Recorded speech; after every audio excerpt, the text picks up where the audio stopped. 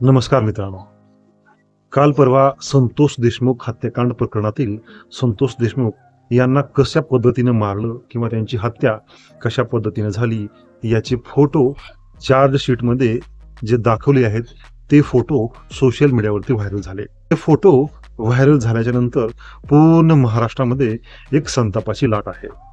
प्रत्येकाला वाटतंय की अशा पद्धतीचे हैवान किंवा अशा पद्धतीचं जनावराचं हृदय असणारी माणसं देखील कसे काय असू शकतात. मित्रांनो, ज्यावेळेस स्वर्गीय संतोष देशमुख यांनी पाणी मागितलं तर त्यांच्यावरती लघुशंका करण्यात आली आणि त्यांचा जीव गेल्याच्या नंतरही त्यांचा जो काही अर्धमेला देह होता त्याच्यावरती अक्षरशः या लोकांनी नंगानाच केला. मित्रांनो, प्रत्येकाला अगदी मनातून वाटते की या हैवानांना चौकात गोळ्या घातल्या पाहिजे किंवा जनतेच्या हवाले यांना केला पाहिजे.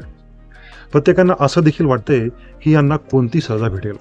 मित्रांनो, मागच्या 4-5 महिन्यामधील कोलकाता हत्याकांड, रेप आणि हत्याकांड प्रकरण तुम्हाला माहिती असेल. त्या प्रकरणाचा निकाल कोलकाता न्यायालयाने मागच्या महिन्यामध्ये जाहीर केला आणि जो तो नराधम होता, ज्या नराधमाने रेप केल्याच्या नंतर त्या महिला डॉक्टरची हत्या केली होती आणि त्याला जन्मठेपेची शिक्षा तिथल्या कोर्टाने सुनावली आहे. तर मित्रांनो, संबंधित प्रकरणामध्ये या आरोपींना काय होईल किंवा यांच्यावरती कोणती सजा होईल.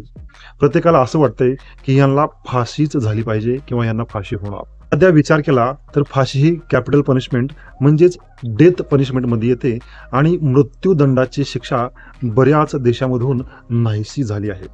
बऱ्याच विकसित देशामध्ये मृत्यूदंडाची शिक्षा ही rarest of the rarest crime मध्ये दिली जाते.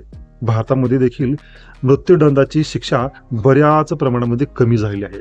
2014 पासूनची आकडेवारी काढली तर अगदीच बोटावर मोजणे इतके 4 ते 5 प्रकरण आहेत ज्यामध्ये फाशीची शिक्षा सुनावण्यात आलेली आहे. मित्रांनो, संबंधित प्रकरणामध्ये या आरोपींना काय होईल तर मित्रांनो, यांना नक्कीच फाशी होईल. याचं कारण काय आहे हे आज आपण या व्हिडिओमधून मित्रांनो पाहूयात. मित्रांनो, लक्षात घ्या, फाशी म्हणजेच मृत्यूदंड म्हणजेच कॅपिटल पनिशमेंट. मृत्यूदंडाची शिक्षा ही rarest of the rarest crime म्हणजे दुर्मिळातला दुर्मिळ क्राईम जर केला असेल तेव्हाच अशा पद्धतीची शिक्षा ठोठावण्यात येते. मित्रांनो, मृत्यूदंडाची शिक्षा ही त्या विकृतीला किंवा संबंधित व्यक्ती समाजासाठी कशा पद्धतीने घातक आहे किंवा तो व्यक्ती सोडल्याच्या नंतर समाजासाठी घातक आहे या गोष्टी लक्षात घेऊन ती व्यक्ती सोडल्याच्या नंतर समाजाला घातक असेल तर त्या व्यक्तीला जन्मठेप किंवा मृत्यूदंडाची शिक्षा होत असते. संबंधित प्रकरणामध्ये प्रत्यक्षात जी लोक स्वर्गीय संतोष देशमुख यांना मारताना होती त्यांना नक्कीच फाशीची शिक्षा व्हायलाच पाहिजे किंवा त्यांना फाशी होणारच. कोणत्या निकषावरती तर हा rarest of the rarest crime आहे, कारण की त्यांनी जीव तर घेतला आहे जो कधी परत येणार नाही, परंतु जीव घेत असताना अगदी पाशवी प्रवृत्तीने त्यांनी 3 तास त्यांचा छळ करून जीव घेतला आहे.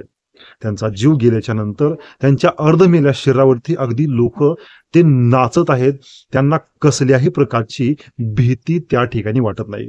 म्हणजे क्राईम केल्याच्या नंतर पुरावे नष्ट करत नाहीत किंवा त्या पळून जात नाहीत किंवा त्याला कसल्याही पद्धतीची भीती नाही.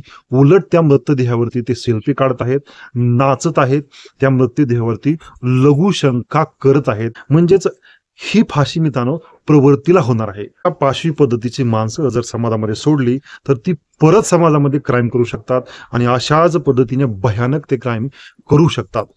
त्यामुळे मित्रांनो, हा rarest of the rarest crime आहे. त्याचबरोबर ही जी काही हत्या झाली आहे ही हत्या करत असताना ज्यांनी जो पाशवी आनंद त्या लोकांनी घेतला आहे या सर्व गोष्टीवरूनच हे लोक फाशीपर्यंत जाणार आहेत आणि यांच्या या कृत्यामुळे त्यांना नक्कीच फाशी होईल.